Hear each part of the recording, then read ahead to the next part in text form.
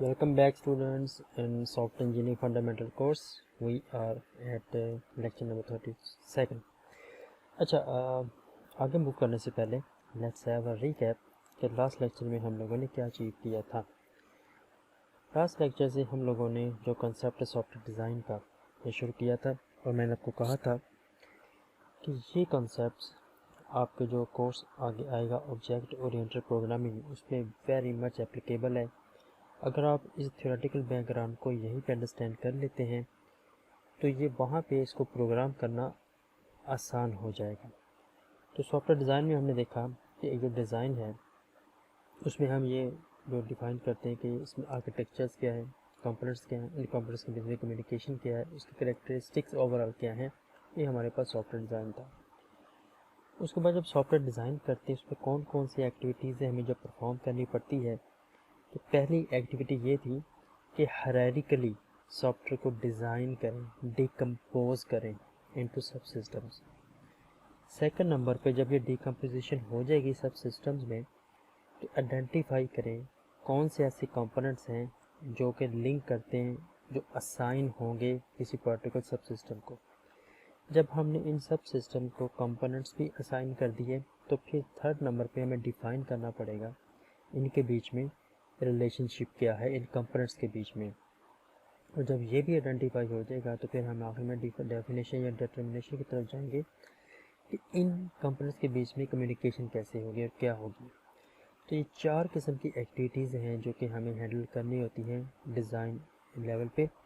और फिर हमने 6 प्रॉपर्टीज़ पढ़ी थी डिज़ाइन की, जिसमें से अगर आपको याद हो डिज़ाइन रिक्वायरमेंट्स को मैप करता कि नहीं करता, दैट वाज करेक्टनेस। इस तरह से कितनी आसानी के साथ हम वेरीफाई कर सकते हैं कि ये इसको मैपिंग हो गई है, दैट वाज वेरीफाइबिलिटी। इसी तरह से हर कंपोनेंट्स में, हर सब सिस्टम में कंपोनेंट्स असाइन कर दिए गए हैं, दैट वाज कंप्लीटनेस। इस तरह से हमने बाकी जो 6 प्रिंसिपल्स हैं, जो 6 प्रॉपर्टीज़ इसके बात की थी। फिर मेजर जो हमारा काम शुरू हुआ था वो था डिज़ाइन प्रिंसिपल्स। और मैंने आपको बताया था ये गाइडलाइंस हैं कि सॉफ्टवेयर को कैसे स्प्लिट डाउन किया जाए, कैसे डिकम्पोज किया जाए, जो उसका बिहेवियर पार्ट है, जो उसका बाकी पार्ट है। और उनमें से हमने मॉड्यूलैरिटी को शुरू किया था, सॉफ्टवेयर को मॉड्यूल्स में डिवाइड करें। और हमने सिर्फ कपलिंग को स्टार्ट किया था, जिसकी डिटेल में नहीं देखा था। आज हम मॉड्यूलैरिटी या मॉड्यूलैरिटी को डिटेल में देखेंगे। जो कपलिंग है इसको वाइंड अप करेंगे, जो कोहेजन है इसको वाइंड अप करेंगे, और जो बाकी के दो प्रिंसिपल्स हैं उसकी अंडरस्टैंडिंग में लेके जाएंगे। तो हमारा और आज का नेक्स्ट लेक्चर भी डिज़ाइन के ऊपर ही रहेगा। तो सॉफ्टवेयर डिज़ाइन के जो प्रिंसिपल हैं, जैसे मैंने भी आपको बताया कि सॉफ्टवेयर की जो फंक्शनैलिटी है उसको कैसे डिकम्पोज किया जाए इस तरह से कि हर एक जो बिहेवियर है मॉड्यूल्स का उनके दरमियान में। डिकम्पोजिशन ये होगा कि हमें ये चीज़ आइडेंटिफिकेशन में हेल्प प्रोवाइड हो जाएगी कि किस क्राइटेरिया पर डिकम्पोजिशन हुई है, कौन सी इन्फॉर्मेशन है जो कि हमें लेके आनी है, और कौन सी ऐसी इस इन्फॉर्मेशन के कौन से रिजल्टिंग मॉड्यूल में जाना है। तो सादा वर्ड में मैं अगर इसको बोलूँ तो वो ये है कि सॉफ्टवेयर की डिकम्पोजिशन कैसे होनी चाहिए ताकि उसमें कपलिंग कम से कम हो और कोहेजन ज़्यादा से ज़्यादा हो। ये कपलिंग कोहेजन आज के लेक्चर में इसको फर्दर डिटेल में देख लेंगे। अच्छा, जो 6 प्रिंसिपल्स थे हमारे पास उसमें था मॉड्यूलैरिटी, अगर आपको याद हो इंटरफेसेस थी, इंफॉर्मेशन हाइडिंग थी। तो आज इंटरफेसेस तक हमारा काम कंप्लीट हो जाएगा। कल के लेक्चर में हमें इंफॉर्मेशन हाइडिंग, इंक्रीमेंटल और जो बाकी है इंक्रीमेंटल डेवलपमेंट, एब्स्ट्रैक्शन, जनरलिटी को ये काफ़ी डिटेल में कंसेप्ट है, लेकिन इनमें से जो जनरलिटी है, ये जो जनरलाइजेशन है, ये अभी भी हम कंप्लीट नहीं कर सकेंगे, लेकिन नेक्स्ट एक दो लेक्चर में इसको हम कोडिंग के साथ अंडरस्टैंड करने की कोशिश करेंगे। अच्छा जी, मॉड्यूलैरिटी क्या चीज़ थी? हमने कहा था कि अगर हमने डिफ़ाइन किए हैं 2 या 2 से ज़्यादा कंपोनेंट्स, तो कंपोनेंट 1 2 3 है, तो कंपोनेंट 2 को जैसे हमने कहा था प्रेजेंटेशन लेयर है, बिजनेस लेयर है और डेटा लेयर है। डेटा जो प्रेजेंटेशन लेयर है उसको इससे कंसर्न नहीं होना चाहिए कि बिज़नेस लॉजिक कैसे इंप्लीमेंट की गई है, और बिज़नेस लॉजिक को इससे कंसर्न नहीं होना चाहिए कि जो डेटा लेयर है वो SQL सर्वर की है, रैकल की है, माई SQL की, एक्सेस की है, या किसी और डेटा सोर्स की है। मतलब डू योर ओन जॉब, या focus at your own job. तो इससे that was separation of concern कि हर लेयर को, हर सब सिस्टम को, हर मॉड्यूल को और कंप्यूटर को खुद से कंसर्न होना चाहिए, बाकी से नहीं। और हमने कहा था जब मॉड्यूलैरिटी है ये जब अचीव करते हैं तो हमें इसमें दो चीज़ें अचीव करनी होती है। The first thing is coupling and second thing is cohesion. Coupling को हमने स्टार्ट किया था लास्ट लेक्चर में, दोबारा मैं इसको रिपीट करता हूँ जी। कपलिंग क्या थी कि जो मॉड्यूल्स हैं इनके बीच में डिपेंडेंसी किस हद तक है। तो ये इसके हमने इसको बेनिफिट देखे थे। मैं इसको फ़िलहाल आगे इग्नोर करता हूँ। उसकी रीज़न ये कि टाइम हम ज़्यादा फोकस करना चाह रहे हैं दो कंसेप्ट पे। मॉड्यूल्स के बीच में जो डिपेंडेंसी है इसको हम कपलिंग कह देते हैं। और हमने देखा कि जो पहली डायग्राम थी इसमें ज़ीरो कपलिंग थी और हमने ये बात की थी कि दैट इज़ नॉट पॉसिबल। और अगर ये पॉसिबल हो गई है कि हमारे पास एक सॉफ्टवेयर सिस्टम है पूरा का पूरा, और इनमें जितने भी सब सिस्टम्स हैं, जितने भी मॉड्यूल्स हैं, उनमें किसी किस्म की कम्युनिकेशन नहीं है, तो फिर वो कोई अलग से सिस्टम हो सकता है, उसकी रियल में कोई अंडरस्टैंडिंग होगी नहीं, कोई समझ में नहीं आएगी सिस्टम क्या है। तो ज़ीरो कपलिंग मैंने कहा था अचीवेबल नहीं है। उसके बाद लूजली कपल्ड है, बस इसमें आपको डिपेंडेंसी तो नज़र आती है बट फ्यू डिपेंडेंसीज। और थर्ड हमने देखा था हाईली कपल्ड सिस्टम, आपको इसमें डिपेंडेंसी नज़र आएंगी बहुत ज़्यादा, मैनी डिपेंडेंसीज। और हमने यहाँ पर रूल ऑफ थंब ये डिफाइन किया था कि सॉफ्टवेयर कैसा होना चाहिए। तो हमने कहा था कि with respect to coupling point of view coupling should be low. अब नेक्स्ट क्वेश्चन ये राइज हुआ था कपलिंग लो क्यों होनी चाहिए। तो उसकी पहली रीज़न ये थी अगर हम किसी मॉड्यूल्स को रिप्लेस करना चाहते हैं तो उसकी रिप्लेसिबिलिटी आसान हो जाए, क्योंकि जितनी ज़्यादा कपलिंग हाई होगी उतनी ज़्यादा रिप्लेसमेंट मुश्किल हो जाएगी। इसी तरह से अगर हम एक मॉड्यूल में चेंज करेंगे तो वो चेंज करना भी आसान हो जाए, इजी टू चेंज हो जाए। क्योंकि अगर हाईली कपल्ड हुआ तो एक मॉड्यूल को चेंज करने से उसके जो अफेक्टिव मॉड्यूल्स हैं उनको भी हमें रिकंसिडर करना होगा। इसी तरह से अगर लो कपलिंग है तो सॉफ्टवेयर की टेस्टेबिलिटी आसान हो जाएगी, सॉफ्टवेयर मॉड्यूल टेस्टेबल हो जाएगा।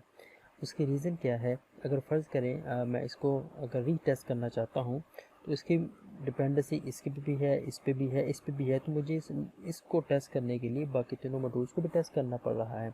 इसी तरह इस मॉड्यूल को अंडरस्टैंड करने के लिए मुझे बाकी तीनों मॉड्यूल्स को भी अंडरस्टैंड करना पड़ रहा है, या हमें अंडरस्टैंड करना पड़ रहा है। तो ये सब की सब चीज़ें हमें कपलिंग से प्रॉब्लमेटिक हो सकती हैं।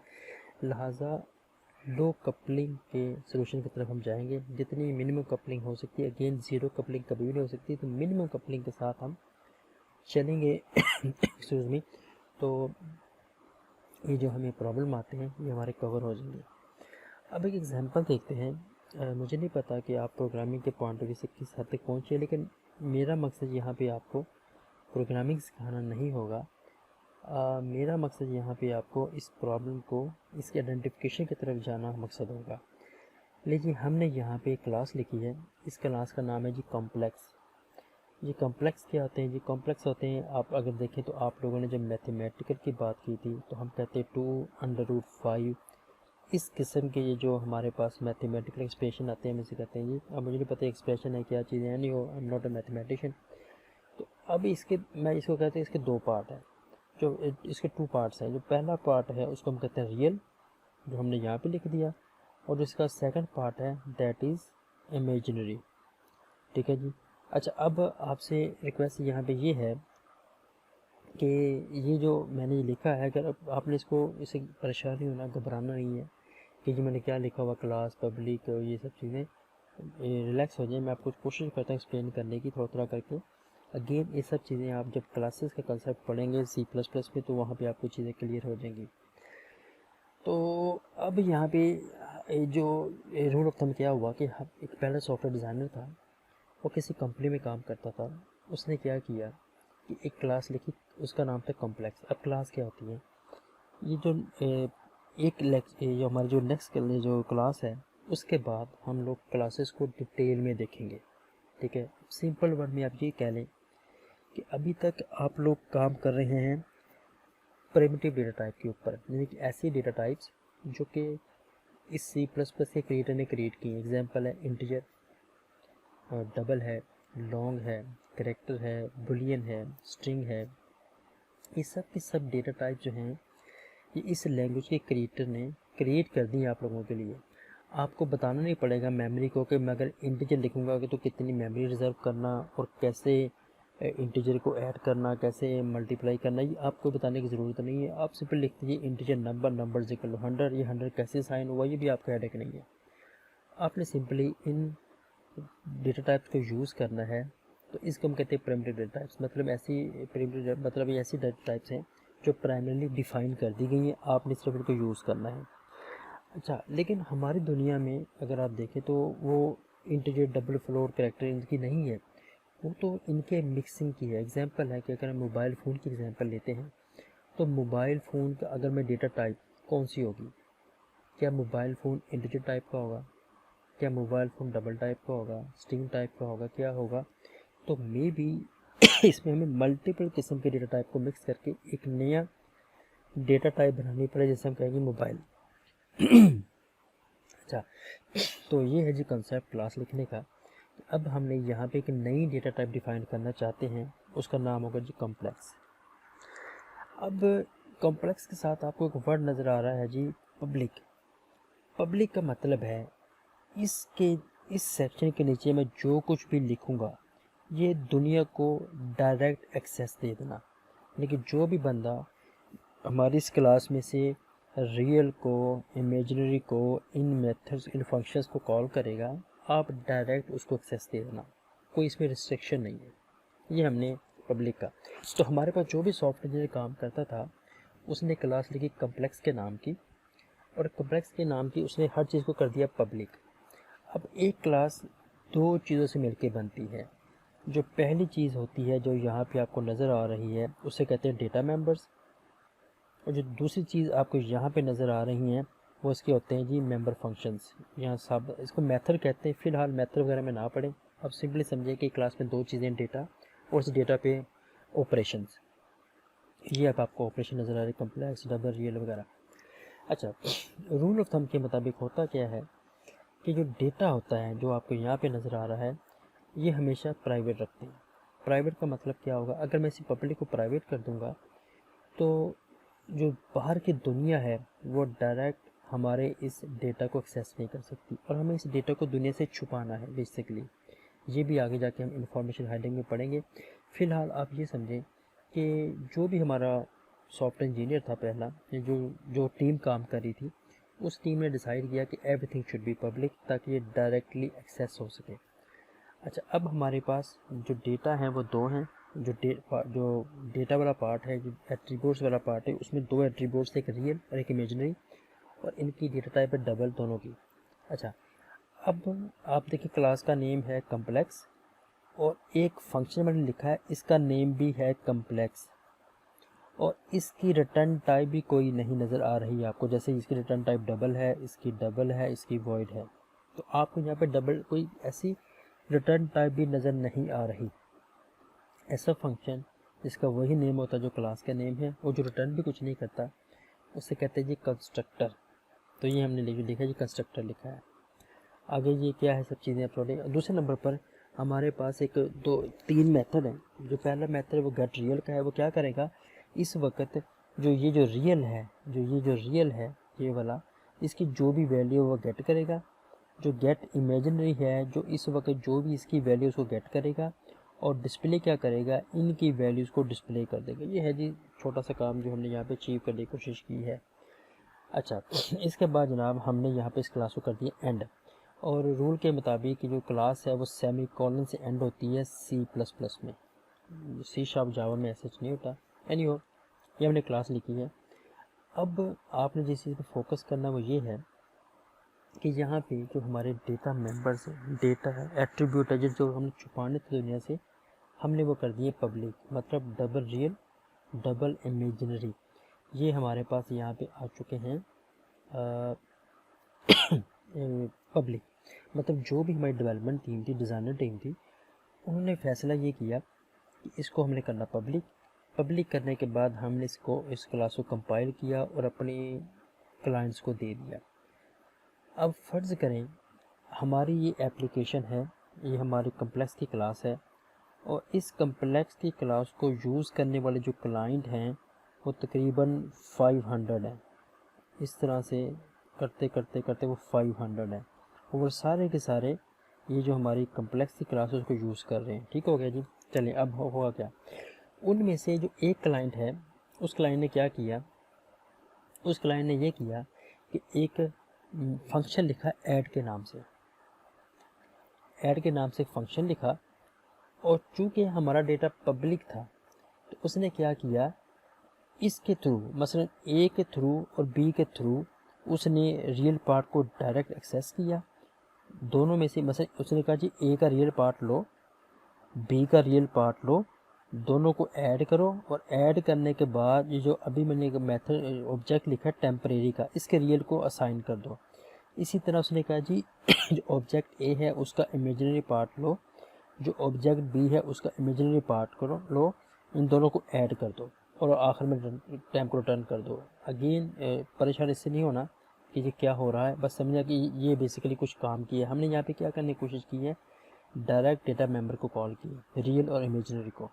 अच्छा, एक दूसरा क्लाइंट है, उसने एक मेथड एक फंक्शन लिखा है सब्ट्रैक्ट के नाम से और उसने भी यहाँ पे क्या चीज़ अचीव की है, उसने कहा है कि भाई ए का रियल पार्ट लो और बी का उसमें से बी के जो बी का रियल पार्ट है उसको ए के रियल पार्ट में से माइनस कर दो।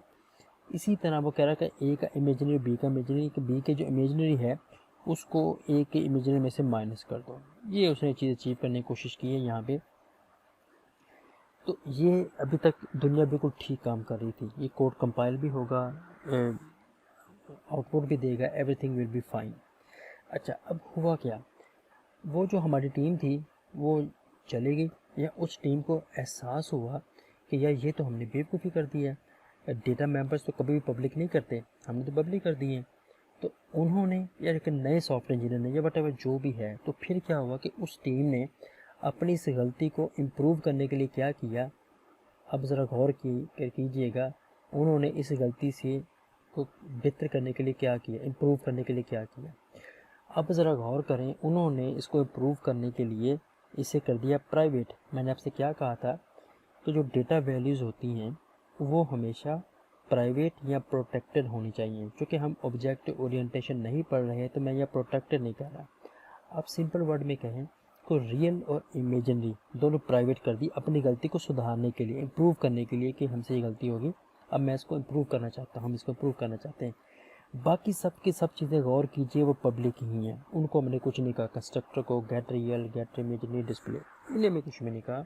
हमने कहा जी बिल्कुल ये ऐसे होनी चाहिए, इसको ऐसे रखें। ये काम करने से अब मुझे बताइएगा, ये जो हमने किया है और ये जो हमने किया है, अब ज़रा मुझे बताइएगा ये काम करने से अब इसके साथ क्या हुआ होगा। ज़रा सोचिए कि हमने क्या किया था कि ए के रियल को डायरेक्ट एक्सेस किया था, बी के रियल को डायरेक्ट एक्सेस किया था, ए के इमेजिनरी को डायरेक्ट एक्सेस किया था, बी के इमेजिनरी को डायरेक्ट एक्सेस किया था। और ये पहले एक्सेस इसलिए हो गया था कि ये पब्लिक था। अब क्या करें, अब क्या हुआ होगा जी। प्राइवेट का मतलब क्या है, प्राइवेट का मतलब ये है कि जैसे ही क्लास का सेमी कॉलन आएगा, जिसको आपको ये नज़र आ रहा है, ये इसके बाद ये एक्सेसिबल नहीं है। कौन से वाला पार्ट, ये वाला पार्ट, ये वाला पार्ट अब एक्सेसिबल नहीं है। लेकिन हमने क्या करने की कोशिश की जी, हमने तो इसे एक्सेस करने की कोशिश की है। तो कंपाइलर यहाँ पे दे देगा एरर कि भाई ये जो आपने A dot real B dot real किया था, ए डॉट इमेजिनरी किया था, ये तो है प्राइवेट पार्ट। तो प्राइवेट तो एक्सेस नहीं हो सकता, ये तो प्राइवेट डेटा मेंबर्स हैं। तो क्या किया हमने, दैट इज़ कॉल्ड कपलिंग। यानी कि एक मॉड्यूल ने चेंज करने से बाकी मॉड्यूल अफेक्ट हो जाएं, तो that is coupling. I hope अब आपको इसकी अंडरस्टैंडिंग हो गई होगी कि ये कपलिंग क्या होती है। बस यहाँ तक कंसेप्ट था। अच्छा, अब मैंने इसका सलूशन आगे आपको बता दिया है कि इसका सलूशन ये था कि बेसिकली ये जो हमारे क्लाइंट्स थे उनको चाहिए, पता क्या था, उनको ये चाहिए था कि वो फंक्शन को कॉल करते, जैसे यहाँ पे कॉल किया हुआ है। फंक्शन को कॉल करने से अगर कोई बंदा पब्लिक को प्राइवेट कर देगा, प्राइवेट को प्रोटेक्टेड कर देगा, ये कोई भी कर देगा, तो ये हमेशा काम करेगा। एनी हो, ये इस वक्त हमारे डिस्कशन का पार्ट नहीं है, तो फिलहाल इसका सोल्यूशन ये था। तो सोल्यूशन हमारा जानना मकसद नहीं है, हमारा मकसद ये जानना था कि कपलिंग क्या होती है। अच्छा, दूसरे नंबर पे जो कॉन्सेप्ट है वो है जी कोहेजन। कोहेजन हम कहते हैं कि हम एक मॉड्यूल को लिया, अब इस मॉड्यूल के हम अंदर चले जाते हैं। अब इस मॉड्यूल में मल्टीपल पार्ट्स हो सकते हैं। एग्जाम्पल है जी, हमारे पास एक मॉड्यूल है ए, इस मॉड्यूल के अंदर जो पहला इसका पार्ट है वो ये है, दूसरा पार्ट फ़र्ज़ करें ये है, तीसरा पार्ट फ़र्ज़ करें ये है। तो इस तरह से मल्टीपल पार्ट्स है, इंटरनल पार्ट्स इस मॉड्यूल के अंदर। अब हमने देखना ये है कि इन पार्ट्स के बीच में रिलेशनशिप किस हद तक है, मतलब डिपेंडेंसी नहीं, रिलेशनशिप देखना है। क्योंकि जब हम किसी मॉड्यूल के अंदर चले जाएंगे कंपोनेंट्स लेवल पे, तो फिर हम इसमें रिलेशनशिप को देखेंगे। तो अब यहाँ पे देखना है कि रिलेशनशिप इनके बीच में क्या है। तो अगेन डायग्राम से कुछ रिप्रेजेंट करते हैं इनको। तो पहले डायग्राम में यहाँ पे आपको नज़र आ रहा है कि एक मॉड्यूल है, उस मॉड्यूल के 4 पार्ट्स हैं। ए, एक बी पार्ट है, तीसरा इसमें सी पार्ट है, फोर्थ वन इसमें डी पार्ट है। तो अगेन वो पार्ट्स क्या हो सकते हैं, फंक्शन है, मतलब जो भी, फ़िलहाल आप ये समझें कि वो इसके पार्ट्स हैं। तो इसे कहते हैं लो कोहेजन, क्योंकि इनके पार्ट्स के बीच में आपको रिलेशनशिप कम नज़र आ रहा है। अच्छा, अब इसकी तरफ आ जाते हैं। यहाँ पे अगर आप देखें तो कुछ ना कुछ आपको इनके बीच में, या यहाँ जैसे यहाँ पे आपको नज़र आएगा कोई ना कुछ लॉजिकल रिलेशनशिप नज़र आ रहा है। इसे कहते हैं मीडियम कोहेजन। अब आप इस डायग्राम को देखें, ये सारी की सारी आपस में ग्लू अप हैं, जुड़ी हुई हैं। इसे कहते हैं ये हाई कोहेजन। ठीक हो गया। अब क्वेश्चन है, जैसे कि हमने कपलिंग में देखा था कि कपलिंग है क्या, ठीक है, ये हमने आइडेंटिफाई कर ली थी। तो नेक्स्ट क्वेश्चन ये था कि कपलिंग कम होनी चाहिए, दरमियानी लेवल की होनी चाहिए, या हाई होनी चाहिए। तो हमने कहा था कपलिंग मस्ट बी लो। अब क्वेश्चन है, कोहेजन हमें समझ आ गई है, अब कोहेजन कैसे होनी चाहिए। तो सॉफ्टवेयर डिज़ाइन के प्रिंसिपल्स के मुताबिक coupling cohesion must be high. ठीक है, उसकी रीज़न क्या है, उसकी 2 रीज़न है कि जब आप कोहेजन को हाई कर देंगे तो अंडरस्टैंडेबिलिटी बढ़ चुकी होगी और मेंटेनेंस, सॉफ्टवेयर की मेंटेनेंस भी बढ़ चुकी होगी। इस मामले में ये कंपोनेंट है या जो मॉड्यूल है इसकी मेंटेनेंस हाई हो चुकी होगी। अच्छा, ये कॉन्सेप्ट जो है, अगर मैं इसको एक दूसरे एंगल से आपसे रिप्रेजेंट करूँगा कि कन्फ्यूजन काफ़ी आ जाती है बच्चों को कोहेजन को समझने में।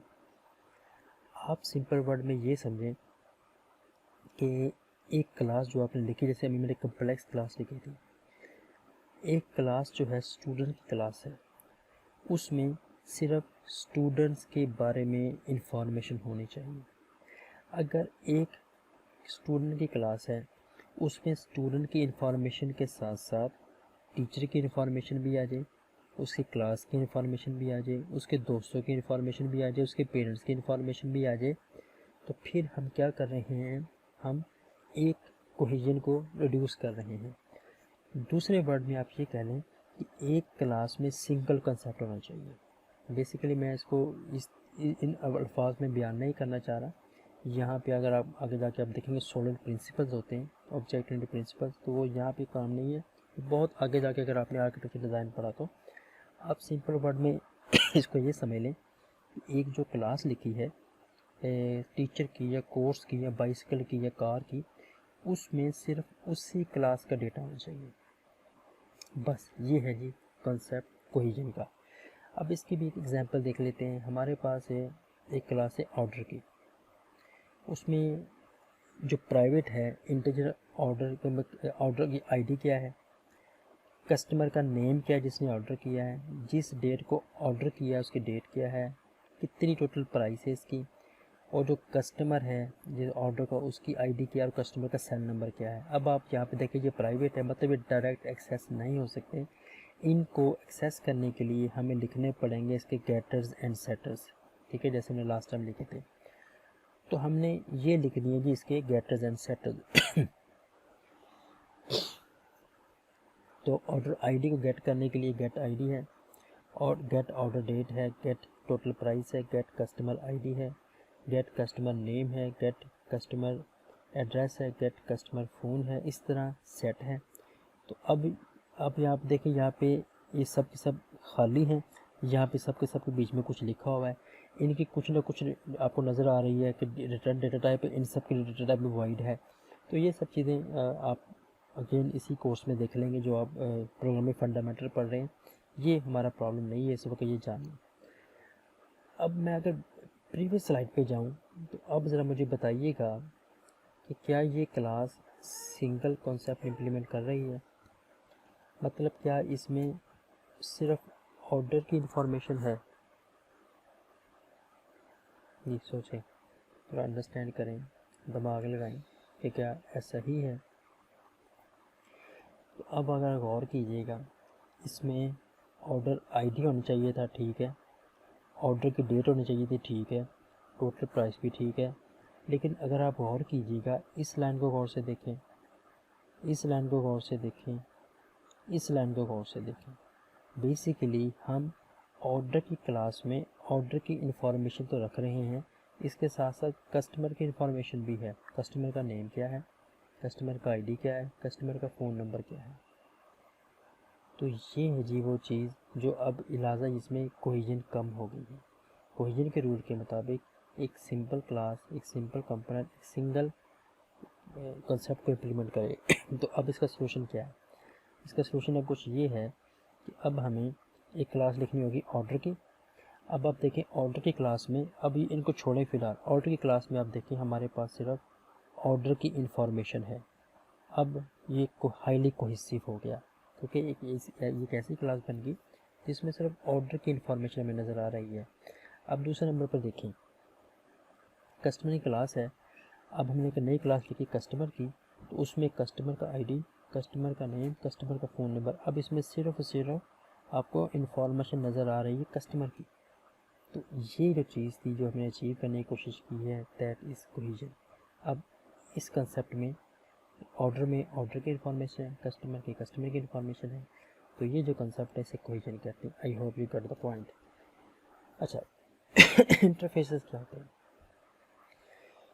इंटरफेसेस हम कहते हैं कि एक सॉफ्टवेयर यूनिट है, वो आपको कुछ सर्विस प्रोवाइड करना चाहता है या आपको कुछ सर्विस प्रोवाइड करता है। तो ये सर्विस प्रोवाइड करने के लिए वो क्या करेगा, आपको वो कुछ मतलब आप सिंपल वर्ड में कह लें कि इंटरफेसेस में हम उस सर्विस को डिफ़ाइन करते हैं। अब जब एक सॉफ्टवेयर यूनिट सर्विस को डिफ़ाइन करता है तो वो उसने क्या काम करने, तो उसे एक तो उसने सर्विस आपको देनी है।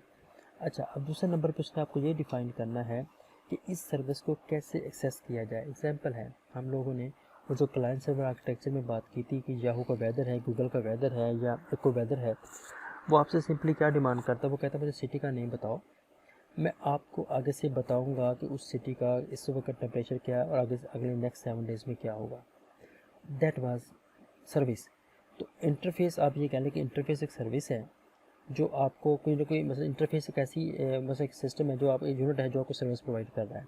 अब इस सर्विस को एक्सेस कैसे करना है ये आपको ये भी बताएगा, और ये कहाँ पे लिखा होता है, इसके स्पेसिफिकेशन में लिखा होता है कि ये एक सर्विस, ये क्या सर्विस प्रोवाइड करता है, इस सर्विस को कैसे एक्सेस करना है।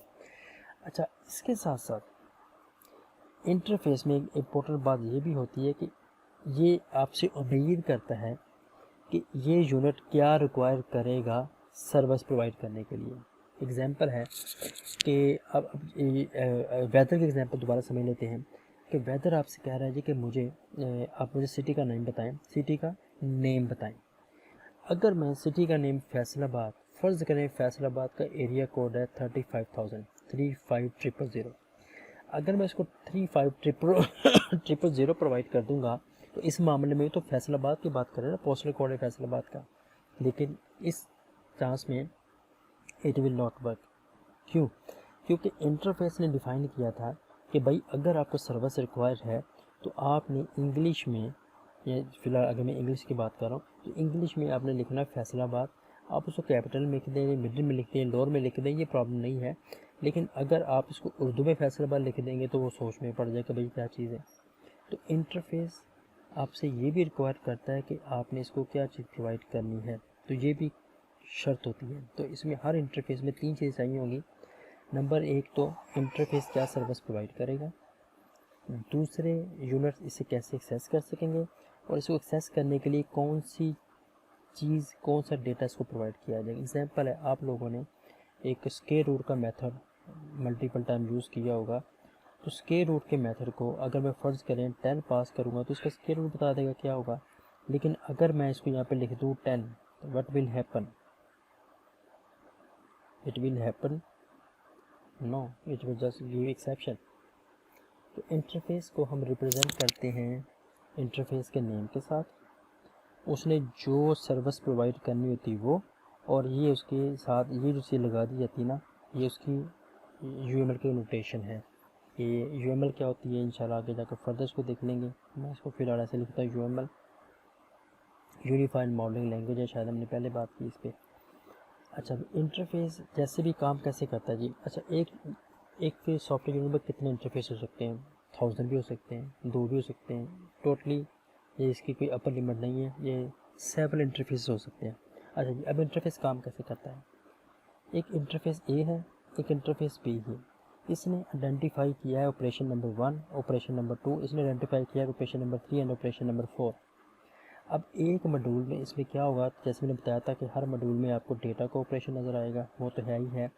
अब जब कॉलिंग होगी इन ऑपरेशंस की, तो ये क्या करेगा, इस मॉड्यूल का जो ऑपरेशन 1 है ये आपस में कुछ इस तरह मैप करेगा। ऑपरेशन 1 से मैप होगा। ये इसकी बेसिकली ये इसकी इम्प्लीमेंटेशन है।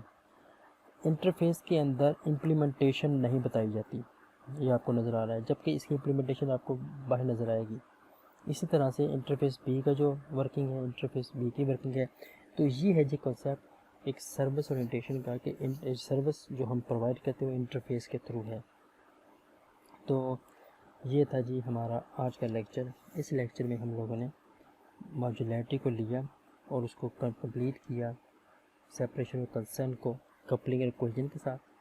इंटरफेसेस को मैंने बताया कि इंटरफेसेस में 3 चीज़ें होती हैं, इसमें सर्विस क्या प्रोवाइड करनी है, उस सर्विस को एक्सेस कैसे करना है, और उसको क्या ऐसा चीज़ पास करेंगे, कौन सा ऐसा पैरामीटर पास करेंगे जिसके अगेंस्ट में वो आपको सर्विस प्रोवाइड करेगा। तो आई होप कि आज का लेक्चर आपको अंडरस्टैंडिंग में आ गया होगा। If you have any Curie, any problem, again अगर आपको क्लास की अंडरस्टैंडिंग नहीं हो सकी तो क्लास की अंडरस्टैंडिंग करवाना मेरा मतलब नहीं था, मेरा मकसद नहीं था। मेरा मकसद सिर्फ कपलिंग एंड कोहेजन की अंडरस्टैंडिंग करवाना था। तो ये क्लासेस का जो कंसेप्ट है ये आपके रेलिवेंट टीचर आपको बड़ी डिटेल से पढ़ा देंगे इसी कोर्स में, जो प्रोग्रामिंग फंडामेंटल का कोर्स है। तो आई होप कि उस वक्त तक आपको फर्दर ये चीज़ क्लियर भी हो जाएगी। जब आप वो सब वहाँ पे पढ़ेंगे तो प्लीज़ मैप कीजिएगा कपलिंग और कोहेजन को, जो हम सॉफ्टवेयर इंजीनियरिंग में पढ़ रहे हैं। तो अपना ख्याल रखिएगा। अंटिल नेक्स्ट लेक्चर, अल्लाह हाफिज़।